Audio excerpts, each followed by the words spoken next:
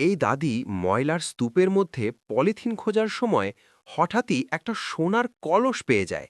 আর সেটার ভিতর থেকে জল করতে শুরু করে। আর দাদি সেটা দেখে অবাক হয়ে যায়। দাদি সেই কলসটা তার নিজের বাড়িতে নিয়ে আসতে শুরু করে দেয়।